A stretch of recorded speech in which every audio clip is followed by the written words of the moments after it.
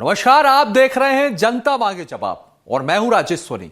आज बात होगी ऑपरेशन सिंदूर पर हो रही सियासत की। दरअसल आज ऑपरेशन सिंदूर की पहली वर्षगांठ है। प्रदेश भर में भारतीय सेना के शौर्य को सलाम किया जा रहा है। प्रधानमंत्री नरेंद्र मोदी से लेकर बीजेपी के कई बड़े बड़े नेताओं ने सोशल मीडिया पर ऑपरेशन सिंदूर का लोगो लगाकर सेना के पराक्रम को नमन किया। छत्तीसगढ़ के मुख्यमंत्री विष्णुदेव साय और डिप्टी सीएम अरुण साव ने इसे नए भारत की ताकत और निर्णायक नेतृत्व का प्रतीक बताया। लेकिन कांग्रेस ने बीजेपी पर सेना के शौर्य का राजनीतिक इस्तेमाल करने का आरोप लगाया है। अब सवाल यह है कि क्या राष्ट्रवाद और सेना के सम्मान पर अब सियासत होगी? इसी पर आज हम चर्चा करेंगे। कई मेहमान भी हमारे साथ जुड़ेंगे, लेकिन उससे पहले देखिए हमारी ये खास रिपोर्ट।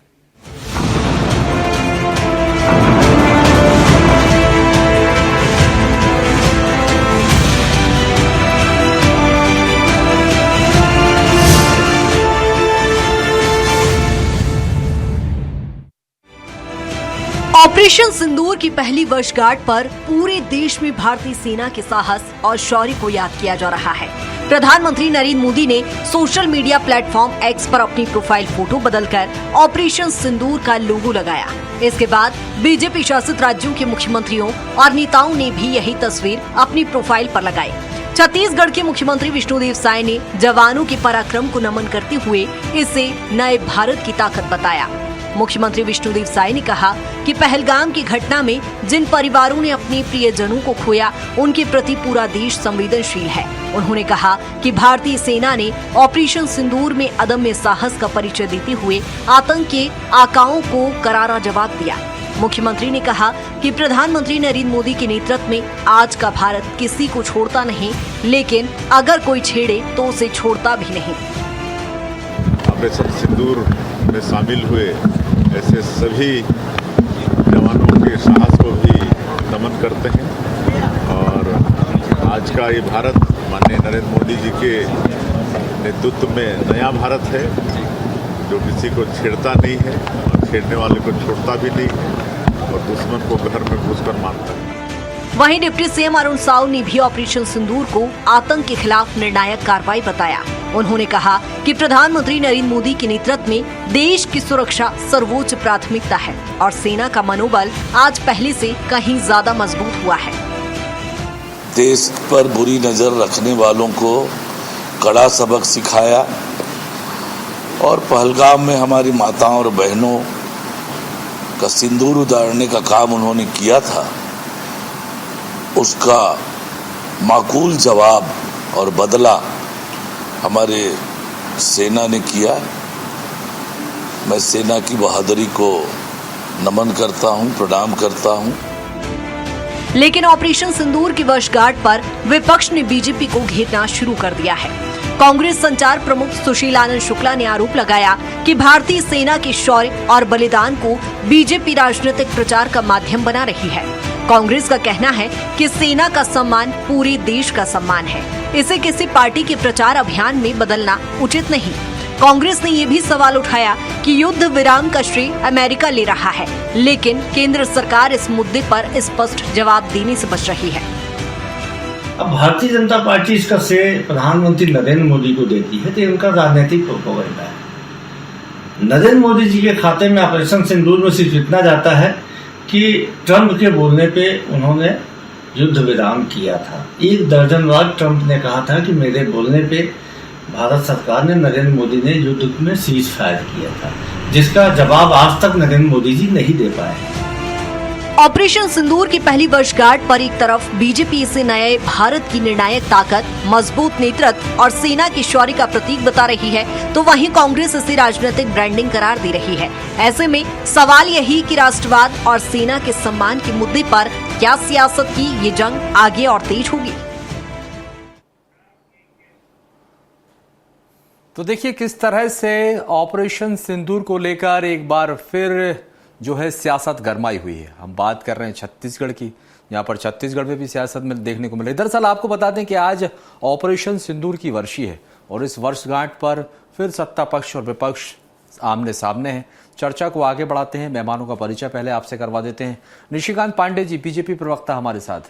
निशिकांत जी, आपका बहुत स्वागत। और अभय नारायण राय जी कांग्रेस प्रवक्ता हमारे साथ हैं। अभय जी आपका भी बहुत स्वागत है। के शर्मा जी वरिष्ठ पत्रकार हमारे साथ हैं। शर्मा जी आपका भी बहुत स्वागत है।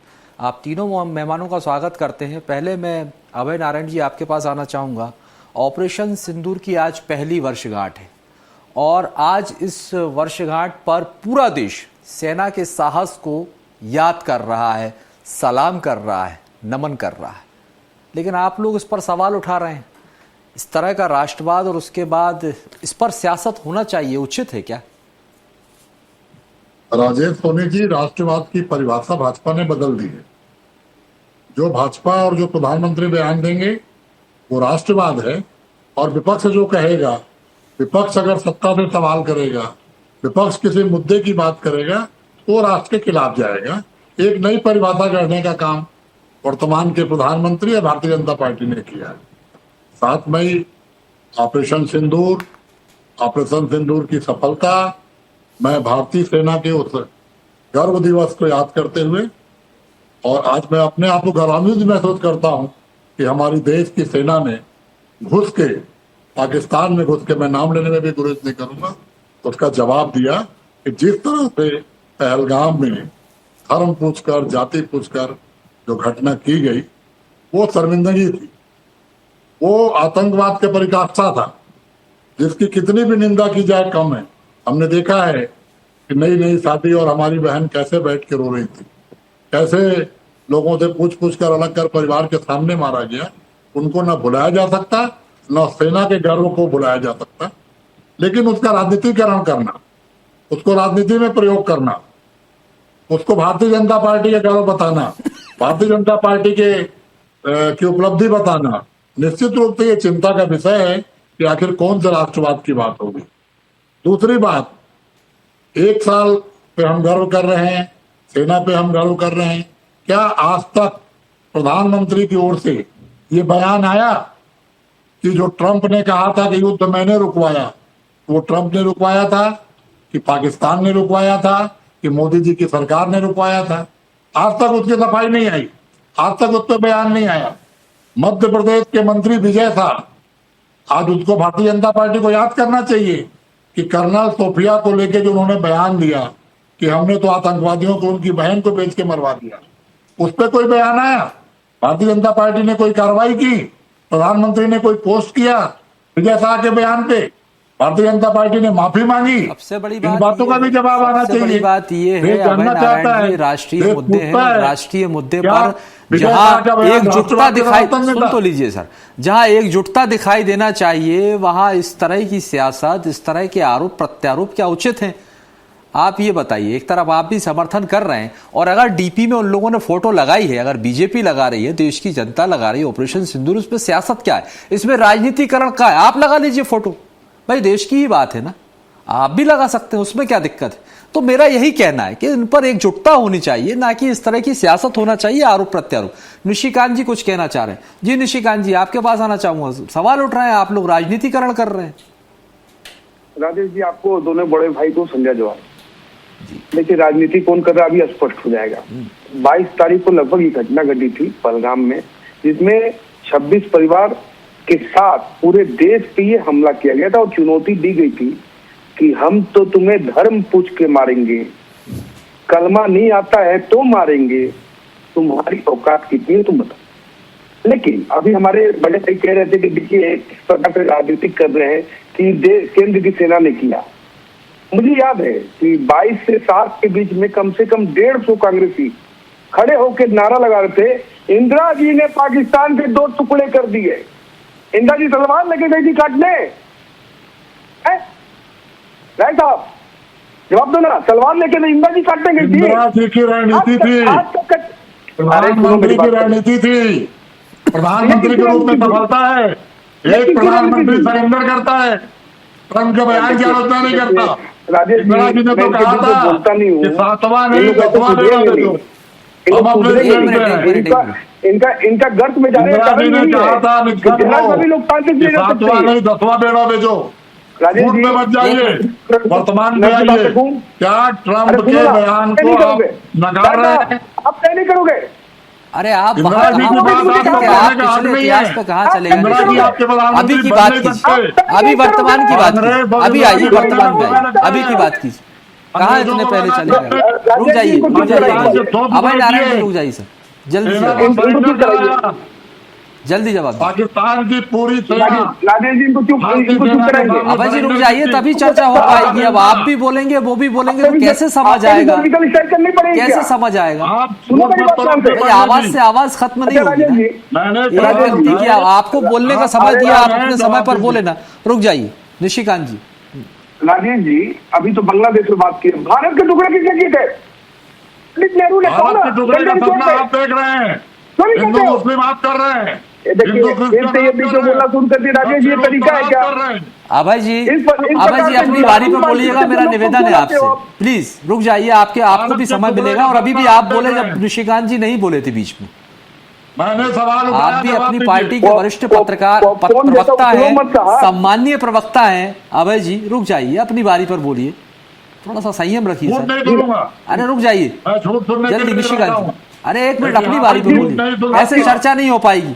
अभय नारायण जी, किस न्यायालय में जज है? डिबेट पे कराइए, आप किस- विषय पे अभय कराइए। नारायण जी, ऐसे आप नहीं चाहते चर्चा हो?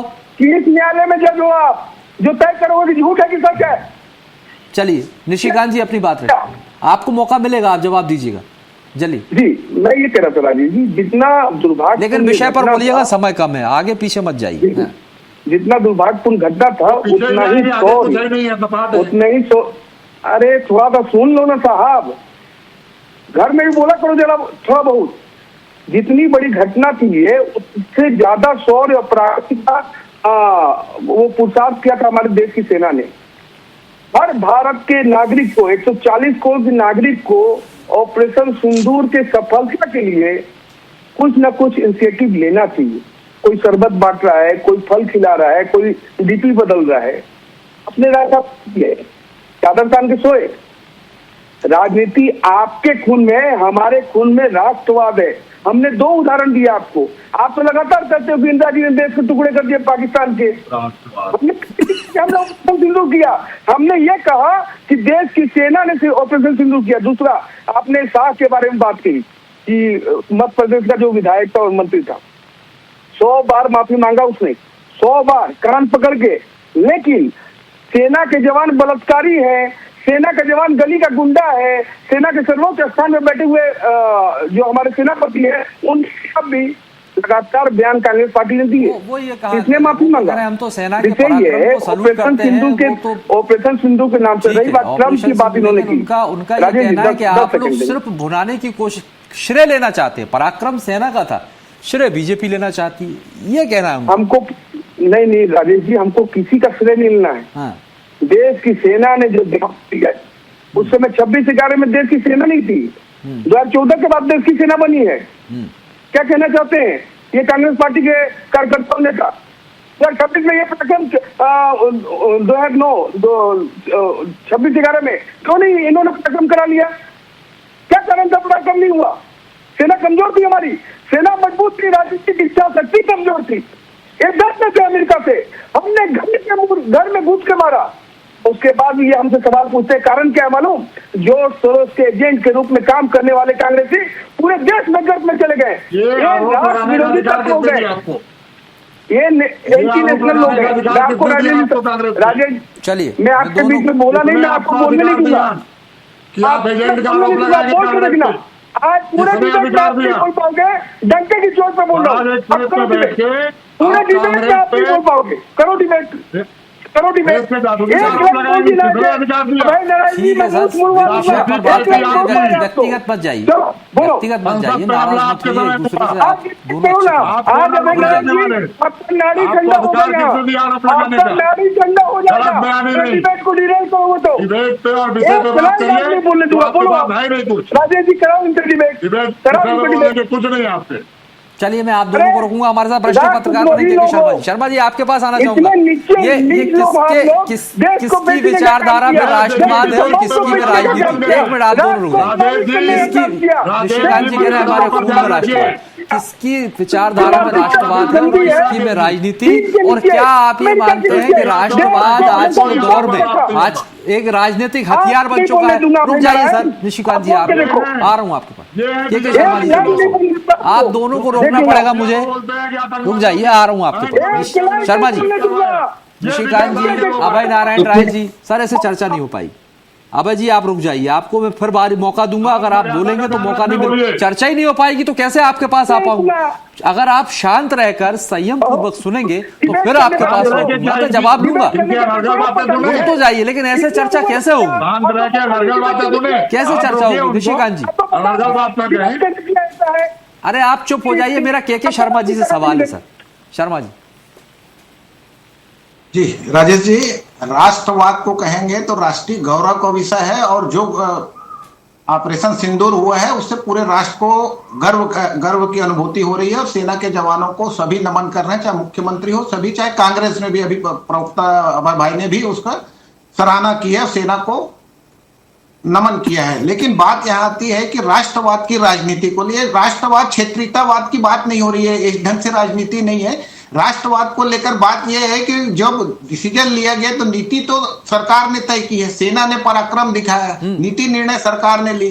डोनाल्ड ट्रंप की बात आती है तो डोनाल्ड ट्रंप क्या मोदी की अंतर्राष्ट्रीय छवि को नुकसान पहुंचाना चाहते थे? वहीं के जो सेना के एक्सपर्ट हैं उनका एक बयान आ रहा है कि राडार और एयर डिफेंस सिस्टम को पाकिस्तान का भारत ने बहुत नुकसान पहुंचाया है।